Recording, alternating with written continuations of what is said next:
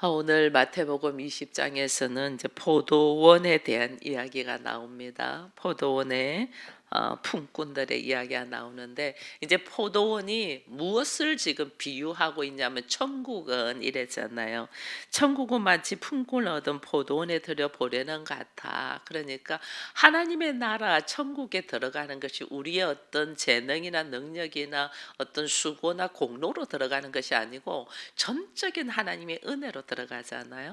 내가 하나님의 나라에 들어가고 하나님의 자녀가 되는 것은 하나님이 우리를 불쌍히 여기셔서 하나님이 전적으로 하나님의 아들인 독생자를 우리에게 주셨고, 그리고 그 주신 은혜를 받아들이는 자만이 들어갈 수 있는 거거든요. 그럼 다른 말로 하면 포도원도 그렇다는 거죠. 포도원도 내가 어떤 들어갈 자격이 있었어가 아니고 포도원을 들여 보내주셔서 나로 하여금 거기서 일할 수 있도록 해주신 것은 하나님의 전적인 은혜예요. 그래서 이른 아침에 포도원 주인이 나가서 품꾼 한 사람을 불러서 네가 이 포도원에 들어가서 일을 하면 내가 한 데나리온을 주겠다고 약속을 해서 너무나 좋아서 기뻐서 들어가서 포도원에서 일을 한 거거든요. 그런데 이제 주님이 보니까 제3시, 6시, 9시, 11시까지 이 지금 성경에 나오는 시간은 우리 시간으로 하면 플러스 6시간을 더 하면 되거든요. 그럼 제11시라면 6을 더하면 17시잖아요. 17시면 오후 5시라는 거예요. 오후 5시에도 주님은 포도원으로 들어올 수 있는 사람을 부르고 있었다는 거죠. 이게 전적인 지금 은혜로 포도원에 들어가서 거기서 일할 수 있음을 지금 이야기를 하고 있는 거죠. 그러고 난데 그 안에 들어가서 일할 수 있는 것도 은혜인데 거기에다가 이제 품삯을 주죠. 품삯을 주는데 하나님의 방법은 나중 온 자부터 주는 거죠. 먼저 온 자가 아니고 나중 온 자부터.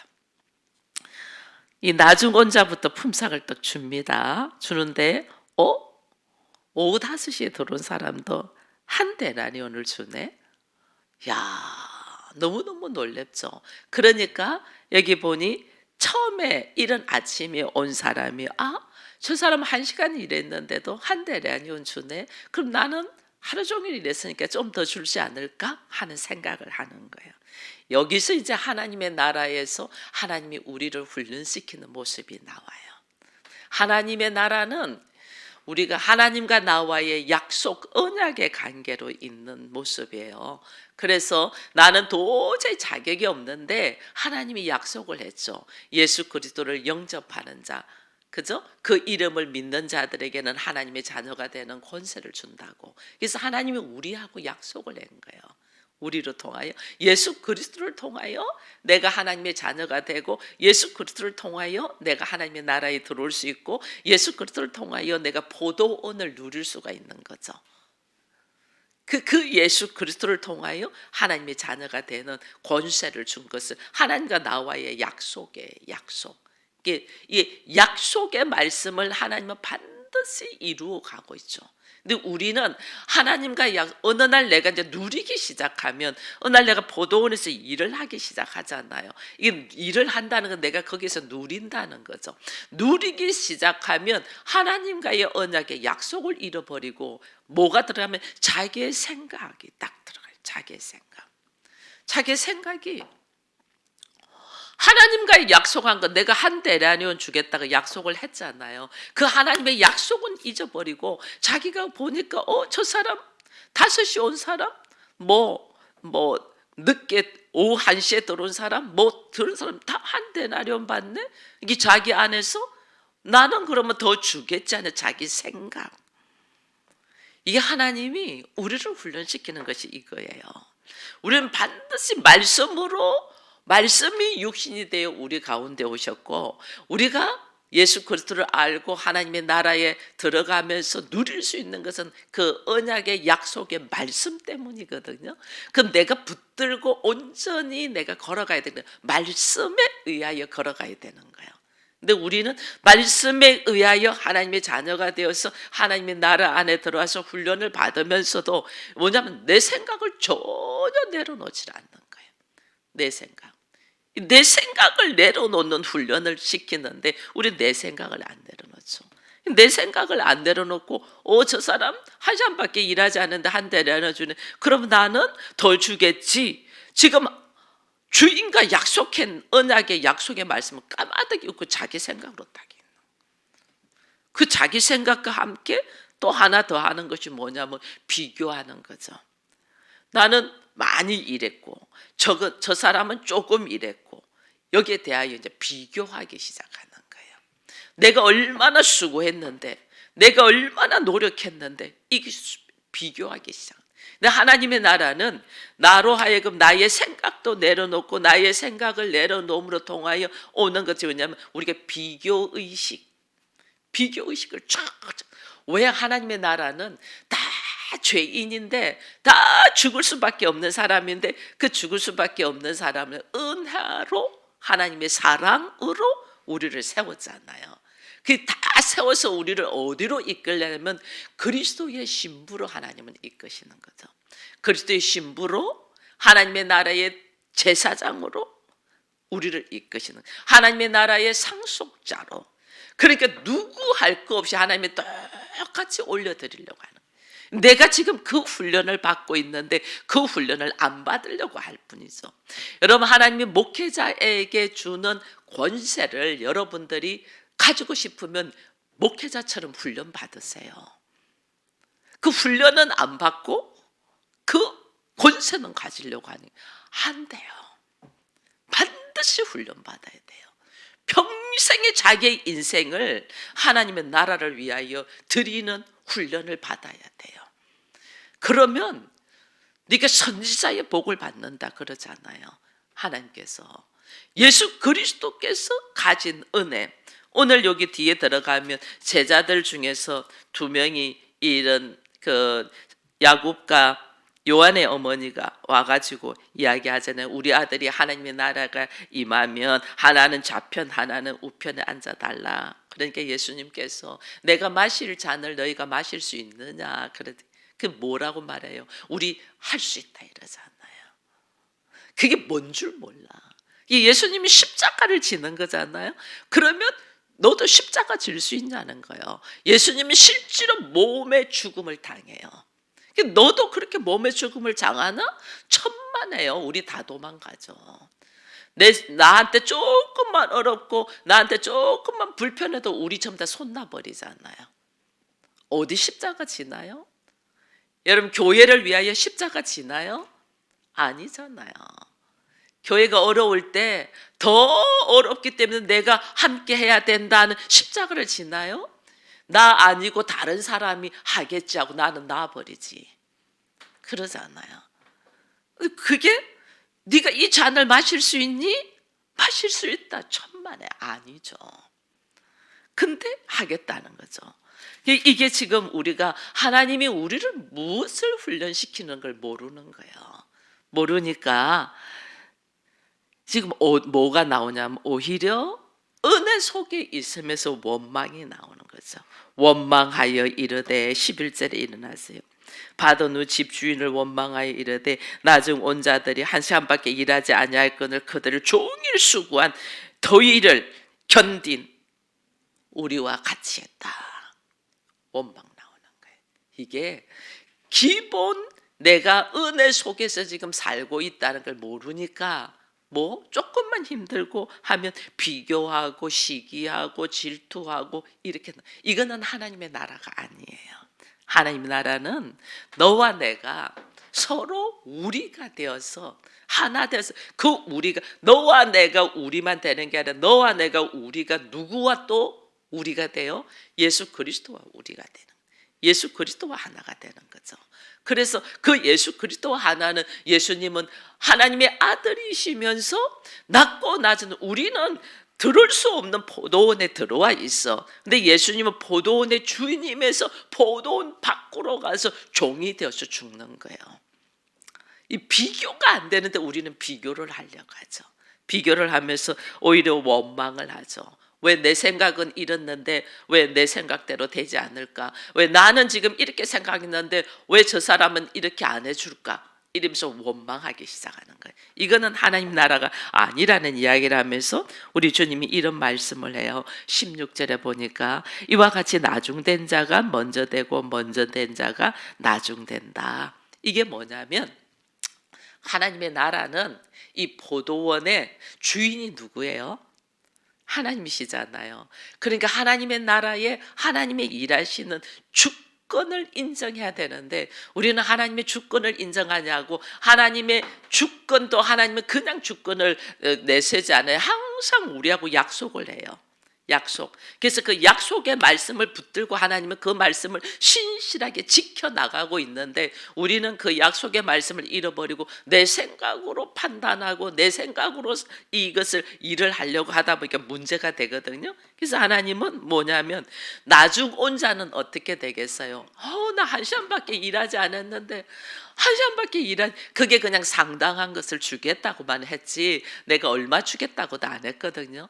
근데 1시간밖에 일하지 않았는데 이게 하루 일당을 다 주니까 너무 감사해가지고 감사로 있는 거예요. 나중 온 자는 감사. 그래서 하나님의 나라는 감사로 있는 자가 그 하나님 나라를 누릴 수 있는데 처음 온 사람은 감사가 아니고 오히려 원망이 나 있잖아요. 원망이 나 있으니까 나중 온 자가 먼저 온 자보다 먼저 되고 먼저 된 자가 나중 된다. 이 말이 하나님의 나라가 무엇인가를 지금 말해주는 거예요. 하나님 나라는 은혜로 내가 누리고 그 은혜로 누리는 사람은 범사에 감사하는 삶을 살아야 돼. 어떤 상황에도 범사에 다른 사람을 비교하지 않고 감사하는 삶을 살아야 된다. 그러면서 이제 17절 이후에 예수님께서 뭘 이야기하시냐면 예수님의 죽음에 대한 이야기를 이제 세 번째 하는 거죠. 이게 이제 여러 번 했어요. 요번에 이제 이야기하는 거는 세 번째 한다 이래 됐어요. 내가 대제사장과 서기관과 장로들과 그들에게 고난받고 이방인들에게 넘겨져서 조롱과 채찍을 받을 것이다. 고난받을 거다. 고난받는 끝나지 않고 그 다음에 뭐요? 십자가까지 진다. 그리고 그걸로 끝나지 않고 고난과 십자가와 함께 그 다음에 어떻게 3일에 내가 살아나리라 부활에 대한 이야기를 하죠. 그래서 하나님의 나라의 공식 이 과정이 어떻게 되는가를 이야기를 쭉 해줘요. 하나님 나라는 먼저 고난을 받게 되고 왜 고난을 받냐? 예수님은 왜 고난을 받냐? 우리들의 죄 때문이잖아요. 우리들의 죄의 문제를 해결하기 위하여 고난을 받고 그 고난은 결국은 십자가의 죽음으로 가고 죽음의 피 흘림을 통하여 우리가 하나님의 자녀로서 새롭게 거듭나고 그 거듭난 자들에게 하나님이 허락하신 것이 부활의 삶. 하나님의 나라를 누리는 삶이죠. 하나님의 나라를 소유할 수 있고 누릴 수 있는 공식을 지금 이야기를 하는 거예요. 이거는 예수님에게만 해당되는 것이 아니고 그 하나님 나라에 들어오는 모든 사람들에게 해당되는 거예요.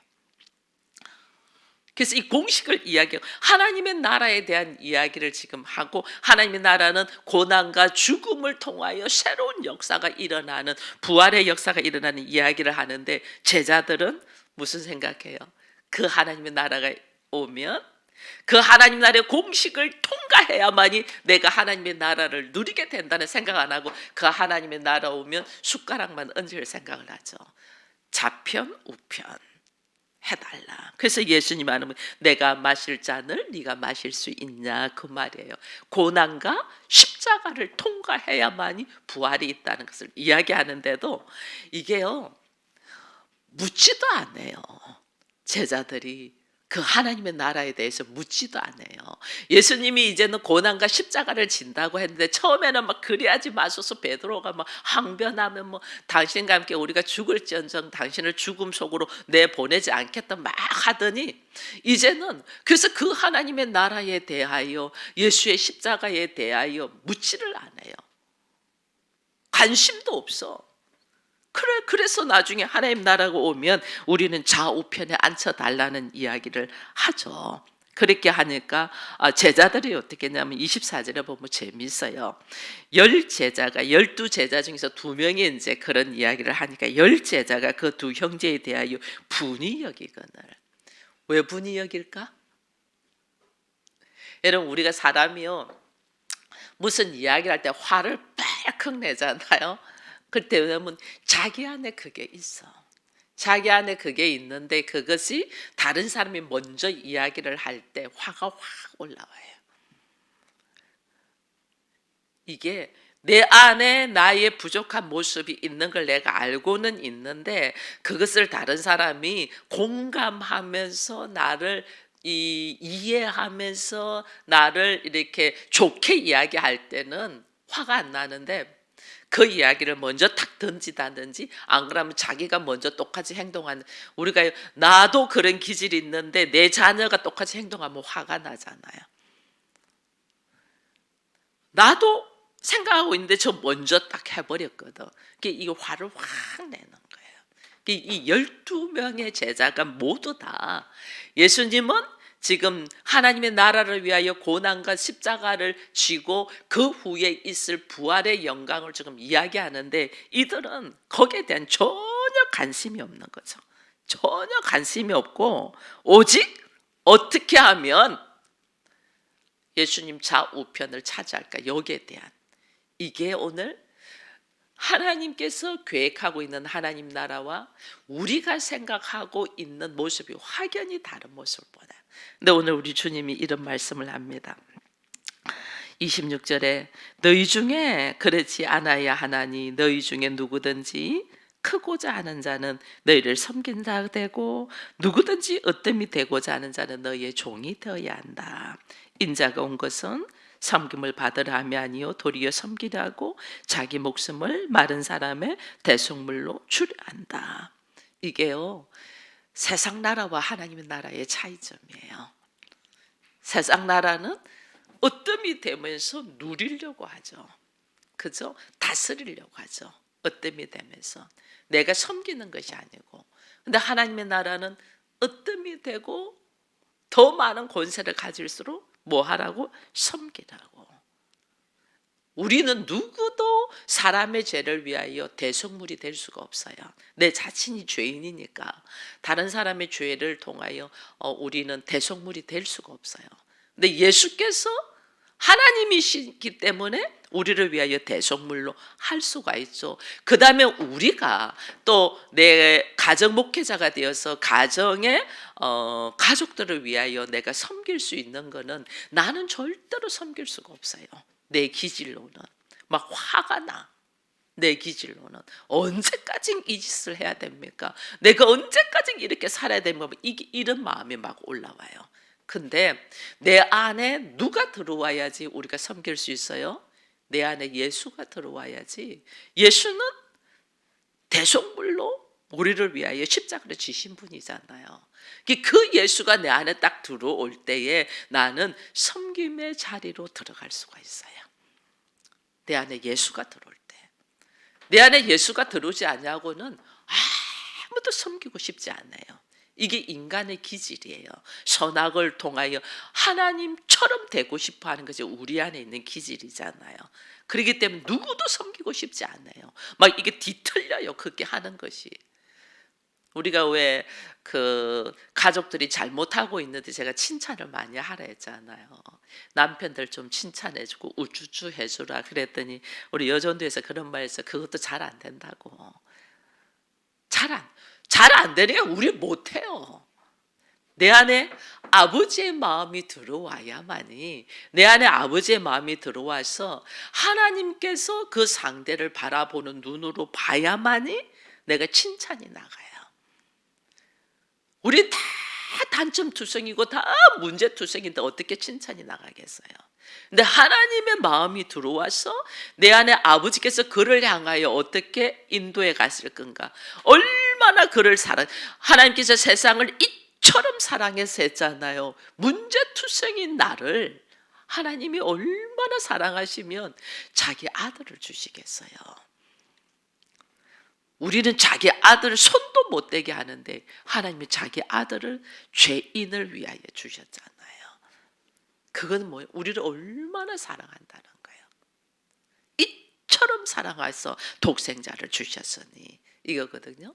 하나님 나를 너무 안타까운 마음으로 사랑하시는 거죠. 그래서 예수를 나를 위하여 주셨고, 나도 가정 목회자로 섰다는 거는 나의 기질과 나의 성품과 나의 성향과 나의 장점으로 이 일을 할 수 있는 게 아니에요. 내 안에 아버지의 마음이 딱 들어와서 예수가 내 안에 딱 계셔야만이 상대를 바라보는 눈이 하나님이 그를 사랑하는 마음으로 보는 거죠. 지금은 문제투성이야. 지금은 말할 수 없는 자기 아집에 빠져 있는 사람이야. 근데 이 사람을 하나님이 불쌍히 여기셔서 사랑하셔서 이 사람이 그리스도의 이 인격으로 나올 수 있도록 하나님이 오래 기다려 주잖아요. 그 기다림의 은혜를 보면서 내가 그 속에 동참하는 거예요. 그러니까 그를 향한 마음이 내 안에 불쌍한 마음이 딱 들어오죠. 하나님은 이처럼 사랑하는데 이 사랑을 모르고 자꾸 죽을 길로만 가니 얼마나 불쌍해요. 그 불쌍한 마음으로 그냥 딱 품는 거예요. 그게 아버지의 마음이에요. 그 아버지의 마음이 와야만이 섬길 수가 있어요.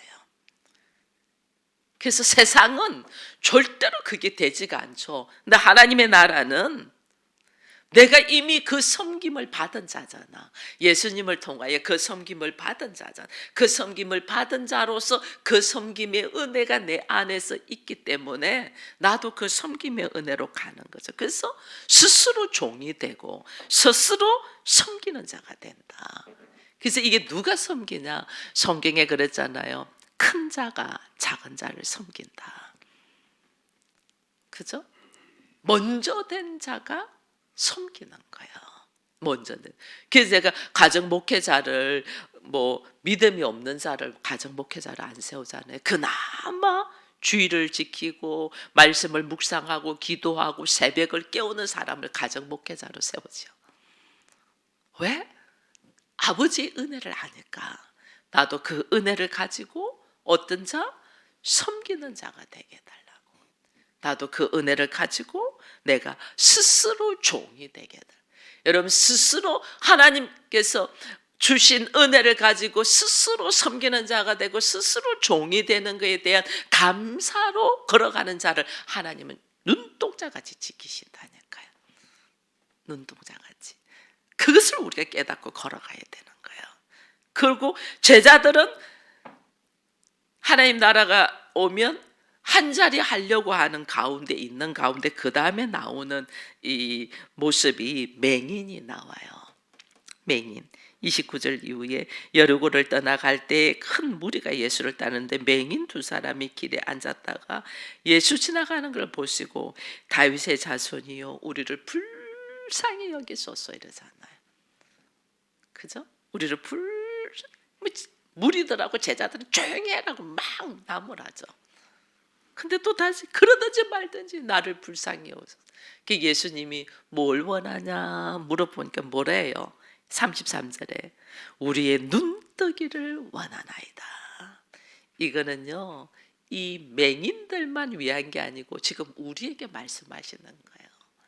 눈뜨라는 거예요. 눈뜨라는 거. 내가 지금 어떤 모습으로 있고 내가 어떤 은혜를 받고 있고 나를 사랑하시는 하나님의 그 놀란 일하심을 볼 수 있는 눈을 뜨라. 지금 나를 불쌍히 여기셔서 나의 눈이 뜨게 해달라는 기도를 해야 되는데 우리는 지금 내가 허우적대고 어디를 갈 줄도 모르고 있으면서 눈 떠달라고 안 하고 내 손에 이거 잡히게 눈은 감고 내 손에 이거 잡히게 해주세요. 내 손에 이거 부딪히는 문제 해결되게 이러고 부딪히는 거 뭐야? 부딪혀 눈이 안 떴으니까 부딪히지.